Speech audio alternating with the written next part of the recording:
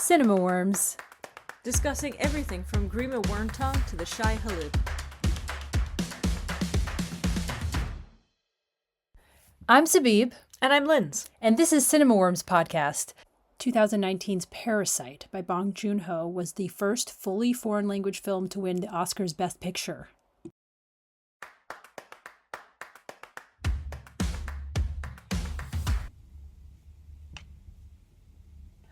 So we're going to be discussing the latest film from Bong Joon-ho, Mickey 17. So this is adapted from, which I think we just found out, a novel, Mickey 7 by Edward Ashton. So this film is set in 2054, and it stars I believe, Robert Pattinson, has Mickey Barnes. And he is this expendable on a ship headed to a distant planet. So basically we find out that Earth is sort of dystopic. People are going to live on colonies on different planets. And he is destitute because him and his friend got in trouble with loan sharks because of a bakery that went bust. a bakery. Sorry, it was like, what are those, like, macaroons? Yeah. Their macaroon business went bust. I assumed that was the quote-unquote macaroons, but maybe it was really macaroons, you know? Who could say? It was completely absurd. So then they escape Earth by signing up to go on this spaceship that's going to take, I think, months or years to reach this planet called Niflheim. Great name. Yeah. Easy to remember. Robert Pattinson is just a bozo, and he has no skills. So he, without reading the paperwork, signs up to be this expendable. They have this technology that's been outlawed on Earth where you can die and be reprinted because they've saved your brain on a hard drive. So you can do all these unsavory testing and experimental things, slowly die of radiation exposure, get all these vaccines because they're like, yeah, great, like, you signed up for this is space, it's like the Wild West. And you sort of see him connect with Naomi Aki, who is a security agent on the ship, and he's doing his little reprinting thing, and then something goes wrong on one mission where he's left to die, but he doesn't die, and when he comes back, Mickey 18 has been printed, and Mickey 18 is sort of darker version of him, and you're not supposed to have multiples of people, and then you also, this whole mission is being led by this it's not supposed to be a Trumpian figure, but is basically a Trumpian figure, this Mark Ruffalo knew what he was doing. Oh my gosh, the shiny teeth, the tan, the mouth, the little butthole mouth. Yeah, exactly. Extreme narcissism. He is this failed politician who's like, yeah, I'm gonna go colonize this other planet, yeah, and then I'll be a big man here. So yeah, all of these forces collide. So I think it's worth saying at this point that Pattinson has a really interesting and varied filmography at this point. From the YA series Twilight to the 2017's Good Time, and each one is something completely different. And it's making me laugh that you described them the way you do. You described his character here as a bozo. I have written the titular Mickey is a shy, downtrodden guy, just trying to crash out in existence. You describe his girlfriend Nasha as a security guard. I called her a competent and discerning soldier, so you can see how she's more of a soldier. Yeah, she is. So, I mean, it's worth saying that despite the male performances in this film being really great, the women very nearly steal the show. Arguably, they do steal it. Toni Collette plays Mark Ruffalo's wife, a woman who is completely obsessed with creating the perfect sauce. And Naomi Aki, as we've said, playing Mickey's girlfriend Nasha. I really enjoyed Aki in the Whitney Houston biopic I Want to Dance with Somebody. We've seen her in other things like Blink Twice. Actually, I just realised by looking through her back catalogue, she was in Lady Macbeth in 2016, which was the first film I ever saw Florence Pugh in. And I did not like the film, but I remember thinking, who the hell is this? She's great. So it was really interesting to look through, again, someone else who's had a really, really varied filmography. Obviously, we don't want to spoiler anything here at Cinema Worms because worms do not like spoilers. But there are some really interesting ideas. Like, Bong Joon-ho has a lot of interesting ideas. I don't know that the premises always in execution work out the way that I enjoy. I thought this was a fun watch. It wasn't everything that I'd hoped for. I actually think, on reflection, it might have been better as a TV show. We could have really delved into some of the interesting aspects of what it means to have this double, how that impacts Mickey 17's emotional arc. Because as you say, he's quite shy. and introverted. And I said he was a bozo, but you said he was shy, and that's true as well. Yeah, exactly. Well, he has trouble standing up for himself. So Nasha actually, at one point, somebody's trying to pick on him, and she straight up beats up somebody else on his behalf. That was so romantic. It was romantic. But Mickey 18 is the more confident, aggressive version of him. And I really would have liked to have a little more time with both of them to see how they impacted each other and helped each other kind of grow. We kind of didn't get that because in a film you're forced to compress these emotional arcs. Definitely. And of course you have this kind of this is just his personal, we call this like the personal cog, the public cog, or the big cog, the little cog of story structure. So this is just his small cog of his personal life, but the bigger cog is the fact that the planet that they've landed on, there is a species here that's indigenous already, and there's a bigger plot line going on there, and how the small cog of the story features kind of into the big cog is a huge part of how everything kind of ultimately ends. A good film.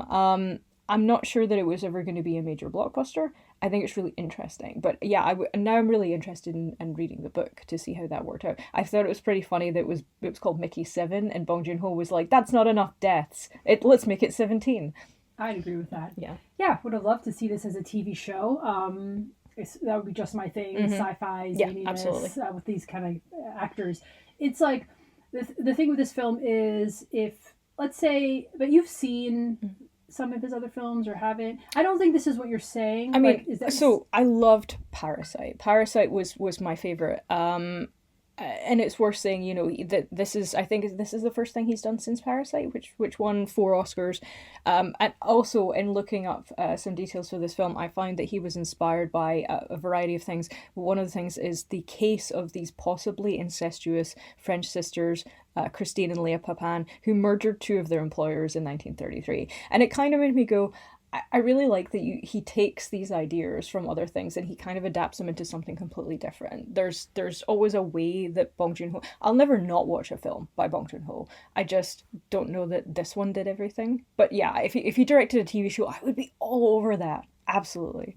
The thing is, this film is very different from Parasite, and it is a little bit more like Snowpiercer, which I've seen, and Okja, which I haven't seen. So it's this very like distinct, tonally wild version of Bong Joon-ho's vision and themes. So exploring economic disparities and like this sort of dystopic future. So it's really zany. The tone shifts a lot. It's comedic. It's off kilter. It's just like bonkers, and it's odd. It's silly, and I think that could be.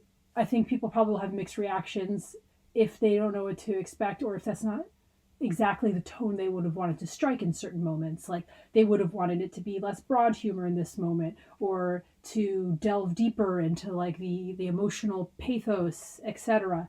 But I think I want to watch it again already. I found it very odd. I found it super funny and fun. And I'm still forming my opinions on it, but it was just completely zany and unique. I think Mark Kermode actually, in his review, he pointed out that the tonal shifts happen frequently, and he said sometimes they happen mid-scene as well, and I agree. It was very funny though. We did laugh a lot. We were giggling the whole time, and that's not to undercut like the emotional aspect of it and the kind of meaningfulness, but it was very funny. It was definitely like a fun popcorn film. It will make you think more than your traditional Michael Bay's or your Fast and Furiouses. It's like the real weird version of a popcorn film. Yeah. Very weird. Maybe the popcorn will be paused halfway to your mouth as you work out what's going on in some places. But yeah, very good. We recommend seeing this.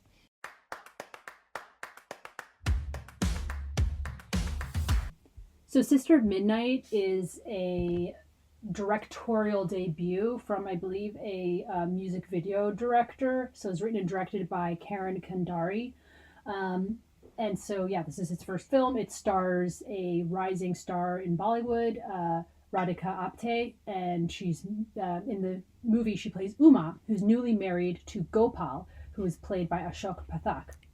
And we start the film with them basically arriving in, I actually didn't look up if the film was set in Mumbai. We should look this up. I thought it was Mumbai, but I'm going to look it up. They're arriving in a massive city from the villages, and they've just been sort of almost like semi-arranged married, but they knew each other's children, and they enter their extremely tiny one-room sort of shack slash home and begin their unhappy marriage together. She's Uma is just like super odd. I saw some review that referred to her as misanthropic, and I'm like, a misanthrope is a perfect way to describe her. She is just like this tightly wound, angry, off-kilter presence, and her husband is this like super shy, kind of like loser who is like, they're poor. He's trying to like work this job at some sort of like manufacturing something, and she's left alone in this shack in a city that she's never been to, and you see her sort of like miserable, dealing with the circumstances that society's put her in this marriage, walking around sort of just like growling at her surroundings.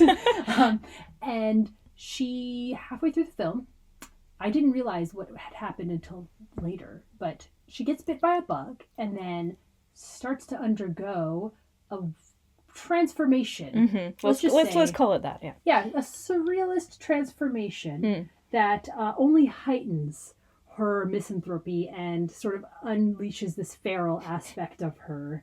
So I mean, a more feral aspect. A more feral. The ferality goes up. She was the ferality dial is turned up. So I think we both thought from the trailer, because we'd seen the trailer multiple times. I'd seen it once, yeah. Okay, yeah. Well, I'd seen it multiple times. Yeah. I thought that this was going to be kind of like a Wes Anderson vibe. It was not like that at all. The trailer really doesn't give anything away, which is unusual in this modern day, which I appreciated, but it did mean that we went in with some, I think, vibe expectations, which were then completely shattered. Mark Kermode's review of this film talks about how the director was apparently inspired by Buster Keaton's The General. I saw this film about 6 months ago, but I can't see The General. I can't see the parallels to The General. Certainly there is a lot of there is some physical comedy going on. There's a lot of physicality. I wouldn't call it necessarily all comedy. There are some, we don't want to spoil or anything. I very much enjoyed the goats. The goats were my favorite part of this film. I think I'm always going to be comparing it to one of the last Indian films I saw and loved was Roman Cham in 2023. Which was about a house of 7 bachelors who start playing with a Ouija board and they quote-unquote contact a female spirit, leading to various supernatural and horror hijinks, which was incredibly funny. And in my head, I'm always comparing everything to, was it as funny as Roman Chan? Very few films were as funny as Roman Chan, actually. I really enjoyed it. I think I was the only white person in the audience, and I was like howling with laughter. I still think about jealous it. I didn't get to see It was that. so good. We can watch it. So yeah, I'm kind of comparing it here, and it's interesting. I didn't know that the director had directed music videos before. It's quite stylized in a lot of ways, and you can kind of see that coming through. I don't know that I liked it. I didn't dislike it, but there was something quite hard to connect with about this film. What do you think about that? I like that you said that, hard to connect with, and I can expand on that in a second, because I was also so tired when we were watching this. Yeah, so you were sleepy. I was like, it's been 4 hours, and it's like not even 2 hours long. And that's not to like say the movie is interminable, but okay. We had, to be fair, eaten a lot of South Asian food right before this, so we're gonna eat the leftovers. So we were quite full and quite ready to be sort of gently swayed by a film, and this was not a film that would sing you a gentle lullaby. Yeah, this film is fascinating. It's not like anything we've seen, but it is kind of like things. Okay, so I just want to comment really fast. Okay, a lot of people are going to say it is like Wes Anderson. I think it is and it isn't, because I think they're talking about the stylized shots and the like sometimes you do have this sort of like stilted physicality and I can see that. It's like the dead on center shots, the like just some of those are similar, but it's not actually like Wes Anderson in tone, in my opinion. And then Jim Jarmusch, remember we didn't see Only on Lovers Left Alive together, but we saw I haven't seen that. Patterson. Oh, interesting that you would bring up Patterson. It's not like Patterson, but it's like Jim Jarmusch in general, like Only Lovers Left Alive, and that it's like this sort of surreal, dark, like it's not an underworld and then we're in day and night, but like the night scenes are very much reminding me of that. And then also Wait, Patterson about Adam, no. Adam Only Driver. Lovers Left Okay, Alive. because I'm But like, Patterson, yeah. and even this is going to be crazy. Patterson and even Perfect Days. It's not like those films, right? But there is a sense of this person. We're in these like spaces with this person repeating their daily routine over and over and over and over again, and we're just following them. And If you had asked me what film I thought you were going to quote right now, or you were going to reference, Perfect Days would have been the last thing. yeah, it's not. It is a It's like yeah. the feral, zany, complete opposite spectrum of that film. Okay, so let me say, like, so Perfect Days is like a gentle picnic on a pleasant day in May. It's not yet the height of summer, but everything is lovely, and your wine is the perfect temperature, and there's nothing around but the sound of birds. This is not this is like you're in a nightclub and the DJ is screeching and you're pretty drunk and you're having an okay time. Yeah, you're on drugs, you're spiraling inwards versus something like that. You're on the verge of a downward spiral. Something is starting to go wrong. You're hearing that discordant screech. Yes, it's a discordant versus a meditative lullaby. Yeah. And then finally, like the Iranian vampire film, A Girl Walks Home Alone at Night. Anyway, which I haven't seen. I'd like to. Yeah. Yes, and there's also like the fact that it's 35 millimeter film, just the graininess of everything. I think what happens is the film has this like repetitive surrealist darkness that goes on, and then halfway through the film, you're starting to see her dynamic with her husband shift, and like some softness and or her friendships too, softness emerge, and then it just kind of like rips that away. So I felt like there was a bit of growing emotional investment that we were developing, and then it just rips that away, and then it just continues along the repetitive dark path. Yeah. And then it just gets like totally bonkers and surrealist. I'm trying not to give it away. That's hard to connect to. It is, especially when you feel like you're starting to have that connection interwoven for you on screen, and then someone comes with a pair of scissors and cuts through it all. Everything you've been kind of building up for the last hour. That does feel hard to connect to stay connected to when everything is kind of in tatters. It's still an interesting film, and I think people should see it and form their own opinions. I really want to know anyone who wants to like comment on our socials. Or we would love to know. I need to know what you thought. We need to know other opinions on this. We were very, very curious. It's a zany, vicious, misanthropic film. And the goats. And not animatronic, sorry. Stop motion. So there's some stop motion going on there as well. Yeah, it's super fun.